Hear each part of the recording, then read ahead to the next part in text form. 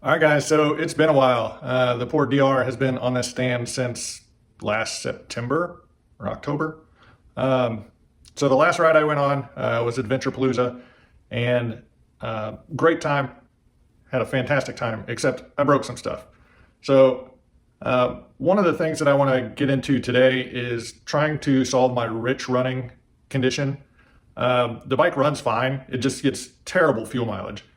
So I'm going to see if I can address that. I think possibly what the issue is, this TM40 carb that I swapped onto here. I've got videos on that, so I'll put links up here. But this TM40 carb I bought used, and the slide needle and the needle jet is used. I didn't replace those. I have no idea how many miles are on them. And so I ordered some new ones. So I'm going to swap those in, and then some of the other things, I'll show you what I need to fix. So I lost one of my side cover bolts, so I just have a zip tie holding that on. These Voos saddlebags, they've been great, but part of the ride was going through some single track, and I must have caught this one on a tree because it started to rip there. I think that the bag is still water sound, but the mounting is just not doing so great. So on Black Friday sale, I got these.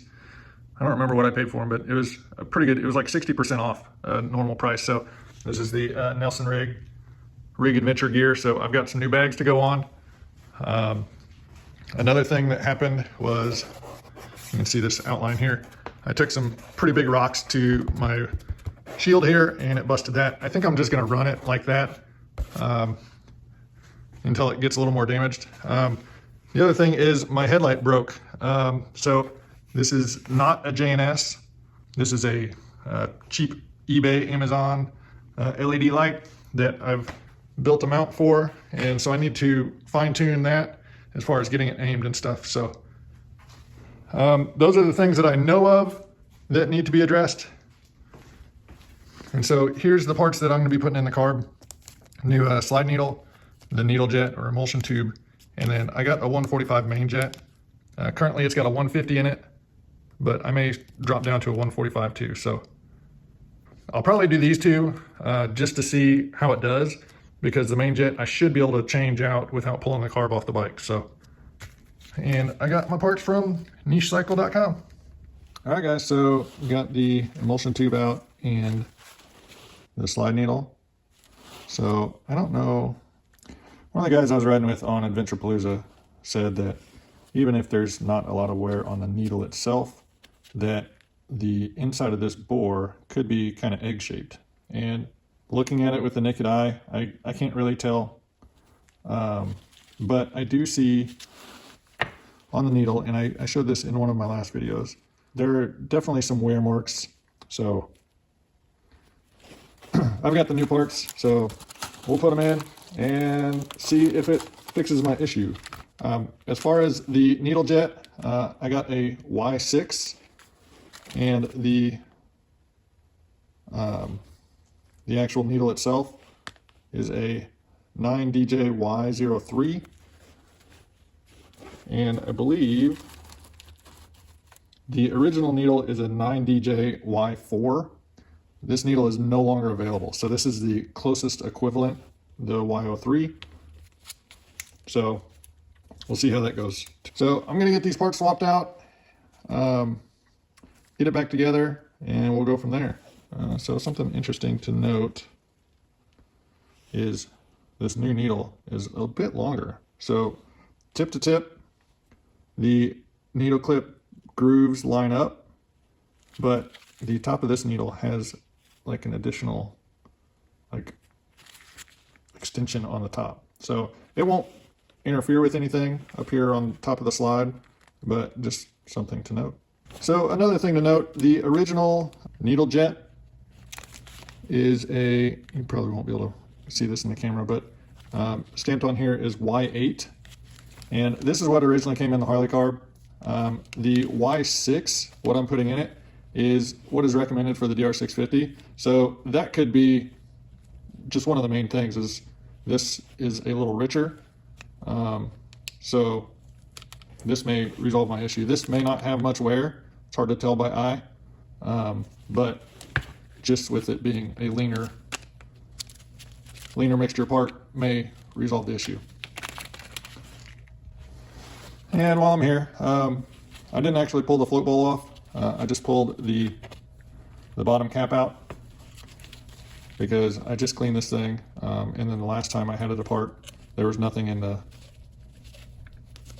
the float bowl either. So I just did it this way so I don't have to worry about messing up the float bowl gasket.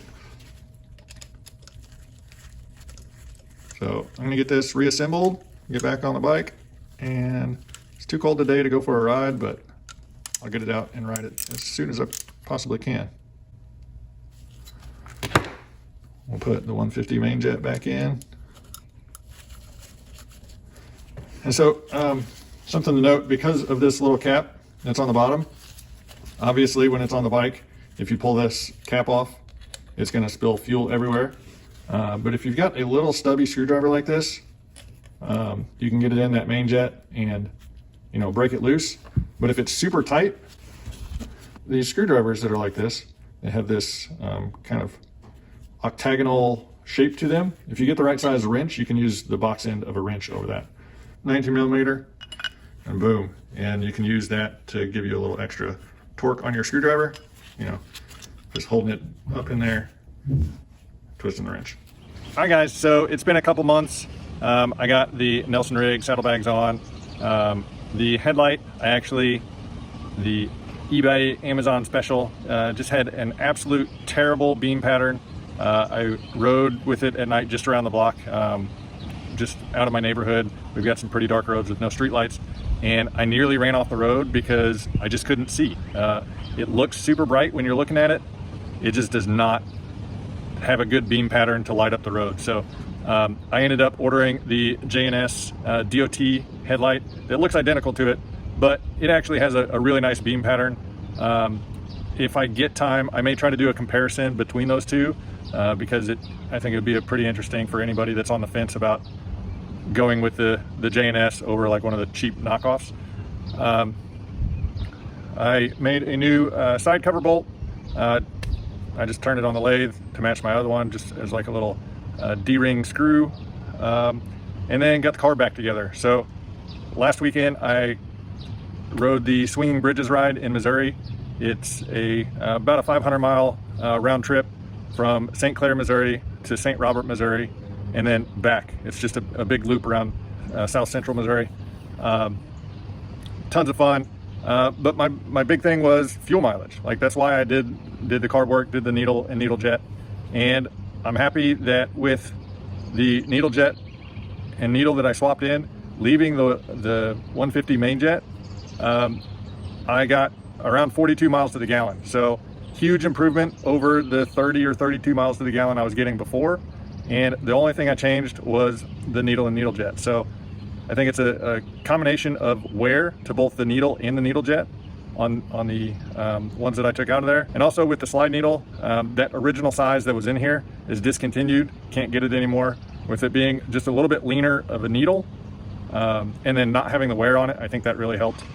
I may, if I get time, I may swap in the 145 main jet just to see how it runs, because I still have the stock exhaust, and that may lean it out just a little bit more and still run good and give me a little bit better fuel mileage. But I'm really happy with how it's currently running. Ran fantastic. So if you have any questions or comments, definitely leave them down below. Give me a thumbs up if you like these, and until next time, we'll see you later.